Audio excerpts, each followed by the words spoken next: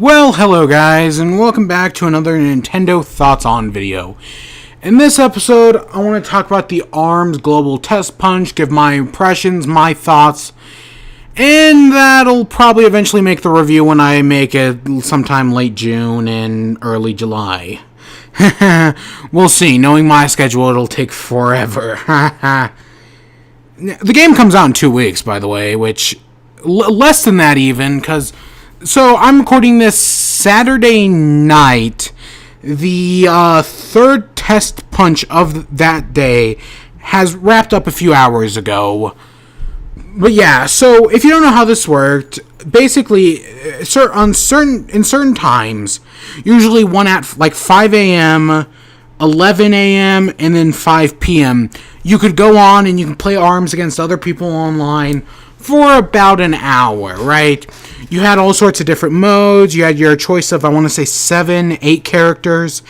Because they did the first few matches, right, on last weekend. And then this weekend, they changed things up a little bit. They added a few new modes, a few new characters, stuff like that. So now there's a lot more to... So there was more to work with. And I just want to give my overall thoughts on everything.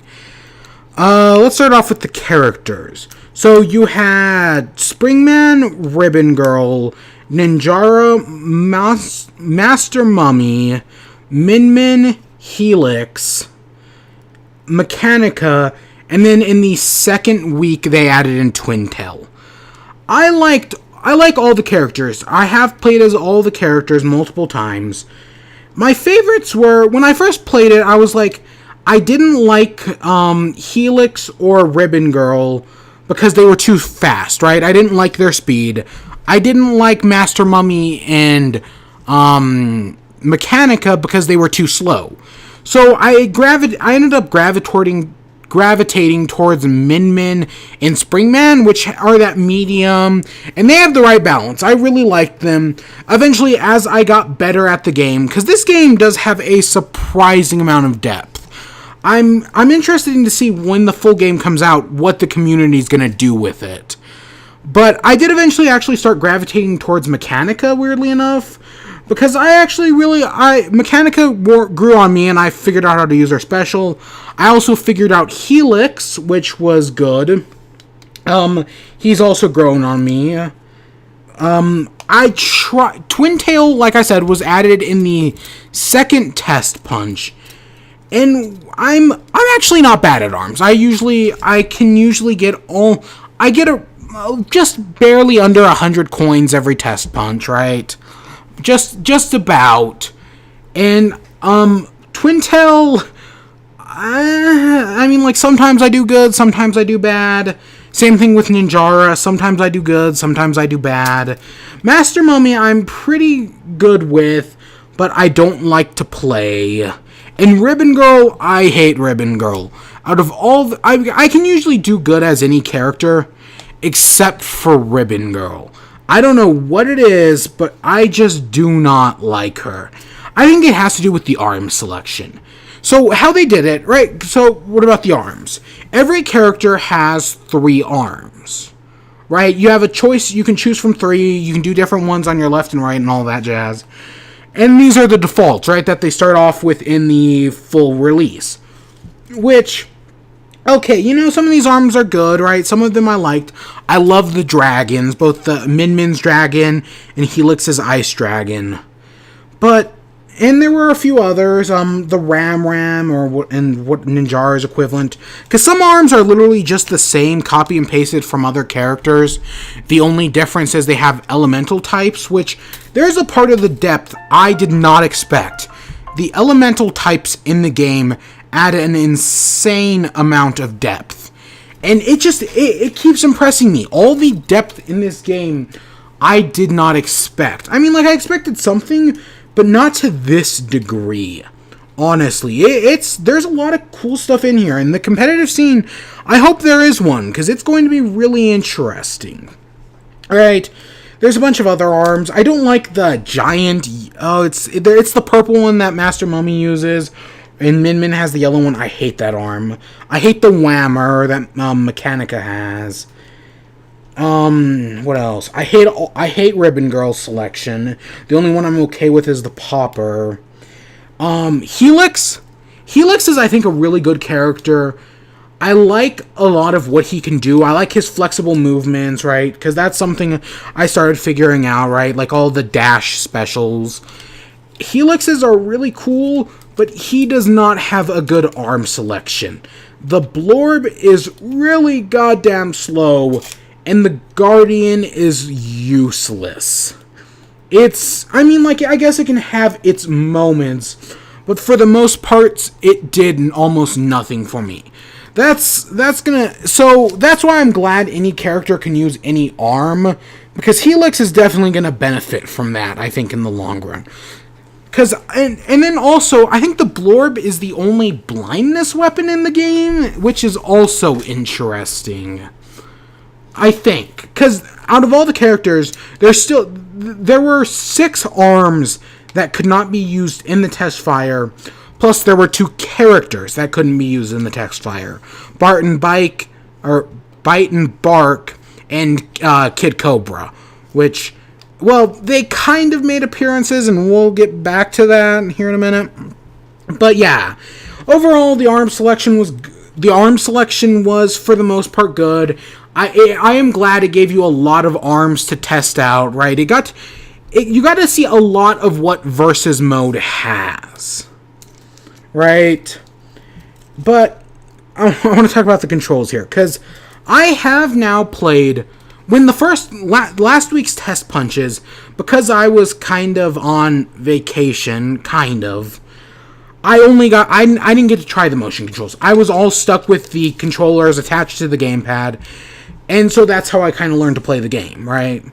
And I liked it, right? I liked the controls, I liked the gamepad, I liked holding it with the gamepad, like button controls. They work well for the most part. It does give you good control over it. I would hope that in the final game they had button mapping where you can change out some things, but I've already heard they won't have that, so maybe in a future patch that would be really nice. Only time will tell. And I also hope they have it for motion controls, which we'll get to in a second. But my only problem with the button controls is that I don't feel like you have good control of your arms. It gives you full control of the movements, of the shielding, of the blocking, of jumping, dashing. I feel like you have full control of all that. But when you throw a punch, I feel like you don't have that much control over it, right? You're just kind of throwing it. It's not that accurate.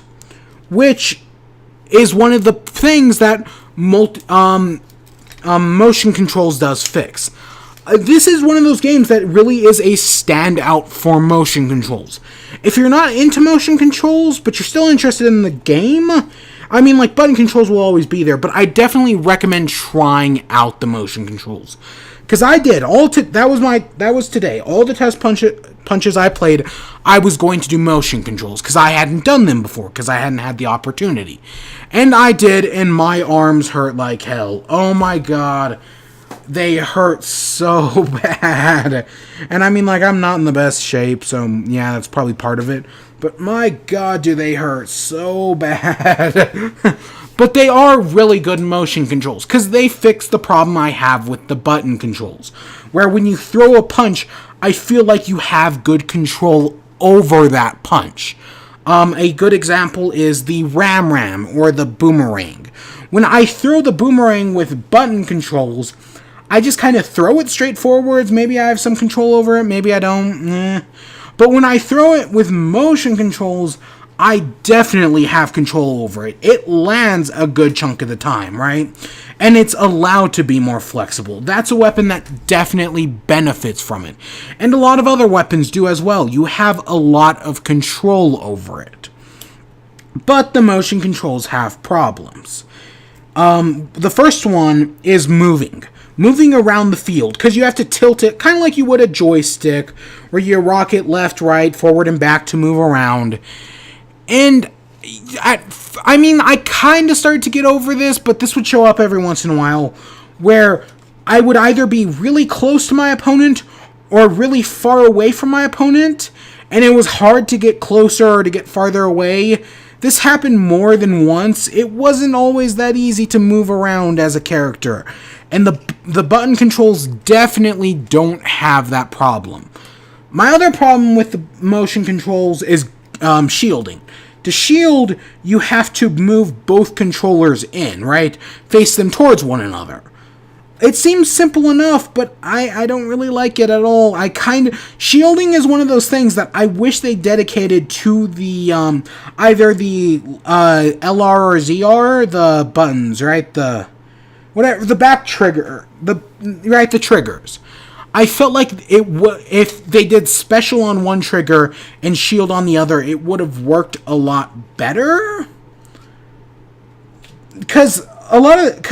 Okay, here's the thing.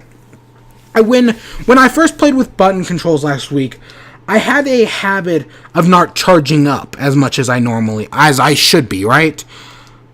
But, of course, I figured that out. And when I came to motion controls, charge, right? Charge a lot, right? But when I'm in that, I always forget to shield. Shielding just it's not too much of an inconvenience, but it's just inconvenient enough, right? And then the only other problem I have with motion controls, and this is more of my fault, is when you're throwing two punches, one after another, in really quick motion, a good chunk of the time, maybe 33%, it'll try to do a grab. And I don't know why. I got this a lot, maybe you didn't, but I tended to accidentally grab a lot. With button controls, I never had this problem. But yeah, I was grabbing a lot more than I wanted to. And, yeah, it wasn't really that big of a problem. It's just you have to put a little bit more delay between your first punch and your second punch. Or sometimes I'd go to do a grab, and it'd register them as two separate punches. That also happened. But it's not really that... 33% does sound a little high, but it honestly isn't really that big of a deal, and as you get better, you do start to figure out the timing a little more. Which, yeah, that's a big thing in ARMS. It's definitely one of those games where the more you play it, the more you start to figure out the little niggles in the game, and it does start to make a lot more sense, right? Which, again, it really impressed me, and I hope the final game keeps it up. Right? So, next we have modes. So, the test fire originally last week, when they had modes, you had fighting, right? You had the 1v1, simple 1v1 fights. You had 1v1v1, 3-player fights. You had 2v2 fights. And I swear I had this happen once. But I swear I had a 4-player fight, a 1v1v1v1. It only happened once the entire test fire, but I swear it happened. Maybe it didn't. Maybe I'm misremembering something. But I swear that happened. And then you also had volleyball, right? It's volleyball. I actually 1v1 fights work great. They're really well done. You occasionally have items pop out, like stuff that boosts your attack meter, your rapid punch. It has a name, I'm forgetting it. You have bombs that either shoot out electricity or fire. It's a really well done mode. Same thing with 2v2. The fact that that you and your partner are tethered together work really well. All right. You have volleyball, which I liked volleyball. It was just the occasional, hey, here's a break from the game. Here's a break from fighting. Do a little volleyball. It worked fine. The time limit was extremely short, in my opinion, but because it's just meant to be a little break, I guess I see why they did it. The 4v4v4, if it theoretically existed, it was okay, I guess. But my big problem is the 1v1v1. I'm not alone on this. I've seen reactions around. The 1v1v1 really sucks because usually what happens is it turns into a 1v1 where two players are fighting between each other, and the third player just kind of sticks in the background waiting for them to kill each other, and then he'll step in with almost full health and kill the other one. It happens a lot. I saw it happen. I had someone fight me for a third player to come in and kill me. I fought another player, or sometimes I would stick out in the background and wait for somebody to come wait for them to kill each other and then come and kill them. It's unbalanced. And I think the makers kind of realized this because they changed it up in the second test fire, right? But overall, with the modes, right now, the 1v1, the 2v2, and all those, I was actually pretty good at the game. Because I heard that in the second test punch, they ranked people based on their groups, and I was facing some pretty hard people. So when I was trying to figure out how the motion controls worked, I was getting my ass kicked pretty bad. Or maybe that's just because I was really sucking. Who knows? But I did pretty good, right? Or at least I think I did. But, in the second week, besides for adding Twintel, they added a few new modes. They removed volleyball and removed the 1v3 and maybe the 1v4 if assuming it exists, or the 4v4, and right, in the 4-player and 3-player modes, and added in some new modes. They added in target shooting, which is basically, it can be either a 1v1 or a 2v2, where it's just break the targets, right? It's very simple. It's okay, right? They added hoops, which I am really good at hoops. Like, I think I lost a single game of hoops out of all the test punches played today, right? I did really good. That was Helix, man. Helix, with his ability to duck, oh my gosh, it makes that a piece of cake. Really. But no, I it's very simple slam dunking, but I enjoyed it, right? I had fun with it. I had fun with skill shot as well, the break the targets. But it was the third mode that I was like, oh my god, this is genius. This is so cool. Instead of having 1v1v1, they did a 3v1, where it's 3 players fighting a computer player with 6 arms, the headlock, who basically is a head on the body of another player. This is where Bite and Bark and Kid Cobra could occasionally be possessed by the headlock. And it could use any arm. It could use arms that weren't even available in the test fire. Like I saw it use the Hydra, I think it was the Hydra, the stack of needles, right? It used arms that you couldn't use. This thing is really cool. It was a hard fight though. Every time, with maybe 2 or 3 exceptions, every time I fought it, it was level 6, right? It was either level 5 or 6. I fought it maybe once at level 3 and like 2 times at level 4. It's a hard fight in my opinion. I only beat it like 4 times. The entire test punch. Oh my god, it was not easy. Which, it's a really cool fight. I'll give it that. I think it is really well designed. And I hope that in the final game, when you do versus, it shows up as well. Because this is, besides for the ending trailer from the Direct a few weeks back, this is the first time we've actually seen Headlock. So, and yeah, no, it was cool. I hope it shows up. And I'm betting it'll show up in the, the campaign? The Grand Prix. Because we did see it in that. It'll show up along the guy with belt for arms, probably. I compared it to the Master Fortress at some point, and I think that may still be a good comparison. But it was interesting. I really liked it. Right? And then we got stages. Stages we had in the first test punch, besides, I'm not counting volleyball or skill shot or hoops or anything like that, but I'm talking about the fighting stages. In the first test punch, we had the Ninja Academy, which is basically like a giant ramp, right?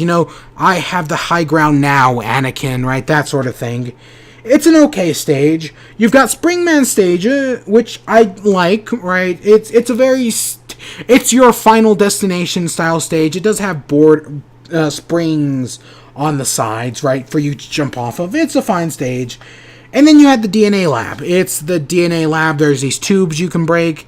It all works really well. Alright, the 3 stages are nice. And then for the second week of the Test Punch, they added in Min Min's stage, the Ramen Bowl. Again, it's a fine stage. I didn't play on it very often. I think I played it maybe 5 times in total. It almost never showed up. Or at least I never got to play in it. But it was a fine stage. Right? And yeah, the stages, I'm still interested to see, because there are at least probably 6 other stages that aren't available. So again, final game, that'll be in the final review, hopefully. And then the last thing I want to talk about is the actual online, like my connection. At least for a global test punch, right? This is partially them testing out their servers to see how good their servers are. For that, this did a fine job. I never had a single connection issue the entire time. There's still one more test punch tomorrow, or it probably just ended when this video goes up. But I didn't have a single problem, so I'm not going to complain. Overall, I really liked the Global Test Fire. I was already, after the ARMS Direct a few weeks ago, I was already convinced I'm going to buy this game. But this has done it wonders. I'm 1000% on board with this. My only fear, and I'll get back to I'll definitely address this in the review, is if it'll last, the length. How much is there really in this game? Will online battles be able to suffice, like, for an entire game? Like, I mean, I had the same problem. I have the same problem with any online game, where it's like, oh, the online is clearly meant to be the focus of the game. I'm worried that ARMS is just going to become, oh, it's another online game, who cares? It's going to go the Titanfall route, or the Evolve route, which I don't want it to, because those are games that I liked. I liked Titanfall, I liked Titanfall 2, I liked Evolve, but I played them for a few weeks, and then I just forgot about them and never played them again. I hope they have a lasting impression on me. Which, okay, Nintendo made Splatoon. Splatoon had that lasting impression on me. Another game, I haven't actually played it, but I hear a lot about it. I hear Rainbow Six Siege has that lasting impression, and it still has a big viewer base to this day. So hopefully it'll fall under the same kind of thing. Only time will tell, right? But again, I'll address that later on. That's my biggest concern with the game, though. But yeah, that's all my thoughts on the Global Test Punch. I'll get the review out eventually, once the full game comes out. First, we gotta go through all of E3, and I hope they don't really talk about much of ARMS at E3. I hope it's just kind of oh yeah, this is coming out in a few days, go play it if you want. Or maybe the tournament, but other than that, I just kind of avoid it. You got other priorities, which, hey, maybe I'll be doing my predictions video soon. Knock, knock, knock. Actually, I probably will. But I hope you all enjoyed. Stay tuned for more. Until next time, peace.